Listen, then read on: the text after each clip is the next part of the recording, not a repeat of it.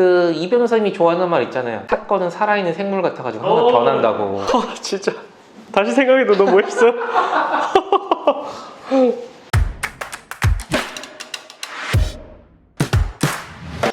안녕하세요, 로이어 프렌즈입니다. 얼마 전에 연말이었잖아요. 네. 지금은 이게 2022년이죠. 제가 지금 새해. 그쵸, 새해죠. 나이가 믿기지가 않는다. 그러니까 내가 벌써 18살이라니. 보통 이제 변호사들이 연말이 되면 이제 변호사 협회에서 연락이 와요. 너네들이 그동안 이제 재판이랑 뭐 검찰청 가봤을 때 검사나 판사들이 어땠던 것 같냐? 아, 평가? 네, 평가로 이게 연락이 오잖아요. 평가는 변호사만 하느냐? 뭐 그래서 오피셜한 그런 평가는 아니긴 하지만 가끔 보면은 이제 뭐 기자들이 이게 설문조사 비슷하게 하기도 하나 봐요. 판사들이 변호사한테 뭐 아쉬운 점 뭐 이런 것도 하더라고요. 그래요? 네. 물론 이제 다 서로 불만이 되게 많을 거예요. 변호사는 판검사한테 불만 많고 판검사는 변호사한테 불만 많고 서로 이게 뭐 아쉬운 점이 많이 있을 텐데 거기 보니까 이제 그 판사들이 뭐 여러 가지 것들을 꼽아오는데 상위권에 랭크된 것 중에 하나가 그게 있어요. 뭐예요? 너무 서면을 쓸데없이 장황하게 길게 쓰는 게 불만이다.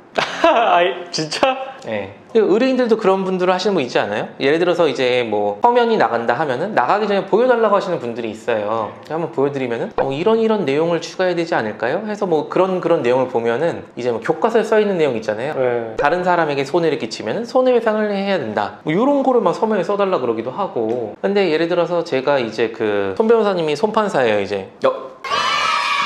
판결 하나, 명판결 하나 나온다. 그래서 제가 이제 그 서면을 이제 하나 냈단 말이에요. 안녕하세요, 손병구 판사님. 그거 아실란가 모르겠는데 민법 몇 조를 보면은 요런 내용이 있고 뭐 이 판례를 보면 요런 내용이 있습니다. 알아요, 몰라요? 그거? 야, 박 변호사 공부 많이 했네. 좋았어. 가산점 이렇게 안 가산점을 줘요?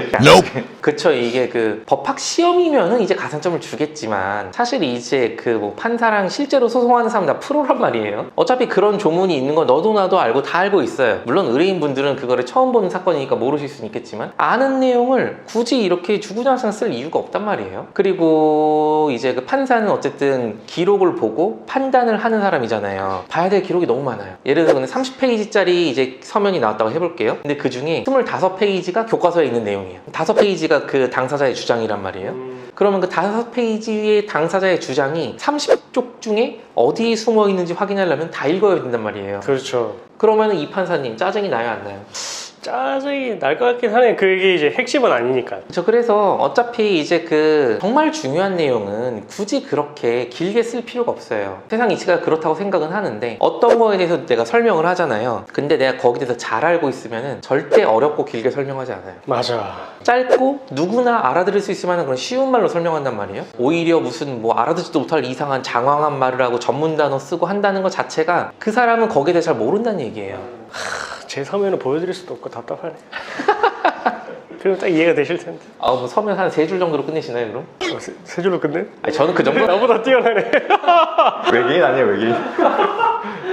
그래서 그러면은 도대체 왜 긴 서면을 쓰느냐? 아까 말했잖아요. 이제 의뢰인들이 왜 서면이 이렇게 너무 짧냐 이런 얘기를 한다고. 의뢰인한테 보여주기 위해서 길게 쓰는 경우가 되게 많아요. 특히나 이제 뭐 제가 봤던 그 기사에서는 이제 뭐 일반 변호사도 그렇긴 하지만 특히 이제 대형 로펌에 대해서 이제 얘기하는 그런 기사였거든요.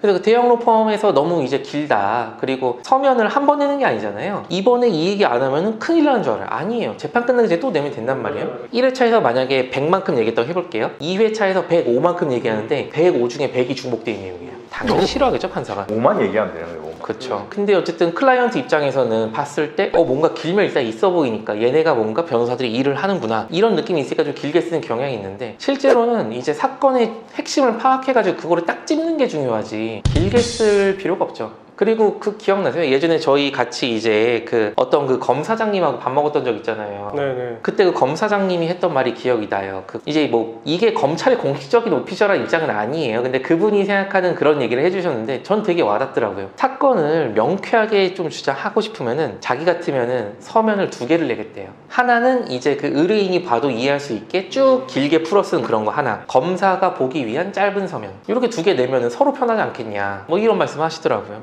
되게 와닿더라고요. 그리고 또 이게 처음부터 내 패를 너무 깔 필요도 없어요. 뭐 예를 들어서 제가 뭐 이경민 변호사님이랑 폭행 사건에 휘말렸다고 해볼게요. 또 당연히 네가 날 때린 쪽이겠죠? 이경민 변호사님 고소를 했어요. 뭐 무슨 아파트 뭐 702호에서 나를 때렸다. 그래가지고 이제 뭐 디테일하게 얘기를 썼어요. 이제 뭐 내가 702호로 엘리베이터를 타고 갔는데 뭐 중간에 뭐 3층이랑 4층에서 걸렸다는 둥 엄청 길게 막 제 진술의 신빙성을 높이려고. 사실 근데 거짓말이었어요 이게. 엄청 디테일하게 써서 이미 서류를 다 제출해버렸어. 근데 나중에 알고 보니까 내가 맞았다고 하는 날 그 아파트 엘리베이터가 공사 중이었던 거예요. 그럼 어떻게 이거 뒤집을 수도 없단 말이야. 이제 이미 내가 빼도 박도 못해. 말이면은 이제 뭐 증거가 안 나올 수도 있지만 서면으로 내 입장을 밝혀버렸단 말이에요. 사실 내가 그 쓸데없이 뭐 엘리베이터 뭐 이런 얘기 안 했으면은 계단으로 올라갔다고 나중에 뭐 입장을 변경할 수도 있는 건데 너무 내 패를 이미 다 까버리는 바람에 바꿀 수도 없어요 이제. 무고 처벌받아야죠. 그러니까 이런 것 때문에 무조건 서면을 뭐 많이 내고 빨리 내고 뭐 말 많이 해야 되고 우리 입장을 처음부터 다 밝혀야 되고 이럴 필요가 없어요. 이게 서면이란 게 좀 내야 될 타이밍이 있거든요. 또 그 이 변호사님이 좋아하는 말 있잖아요. 사건은 살아있는 생물 같아가지고 항상 변한다고. 진짜 다시 생각해도 너무 멋있어.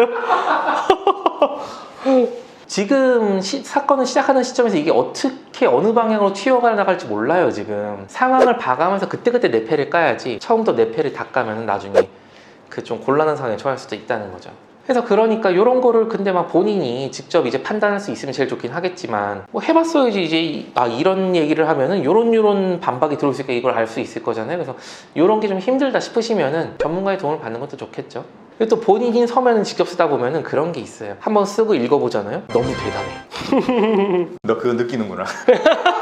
아니 뭐 저도 이제 그런 걸 느끼긴 하는데 심지어 맨날 서면을 쓰는 법조인인 저도 그런 경향이 있는데 법조인이 아니에요. 비법조인이 혼자 진행하려고 하다가 서면을 썼어요. 뭐 여기저기 블로그도 보고 무슨 뭐 나름대로 책도 보고 해가지고 그거를 다 쳤어. 나 이거 무조건 이기겠지 했는데 사실 상대방이 법률가가 나온다고 하면은 이거 뭐 어쩌라고 뭐 이런 느낌이 드는 거잖아요. 이제 다 이제 뭐 교과서적인 쳐내고 알맹이가 요만큼이니까 요거 아닌데요 하고 딱 쳐내니까 오이씨 어떡하지? 이렇게 된단 말이에요. 하니까 그 서면에 너무 집착하실 필요가 없습니다. 그리고 우리나라는 원칙적으로 재판은 변론주의죠. 맞아요. 뭐 물론 실무상으로는 이제 서면으로 많이 왔다 갔다 하긴 하지만 원칙적으로는 구두로 말하는 게 이제 재판의 주 내용이 된단 말이에요.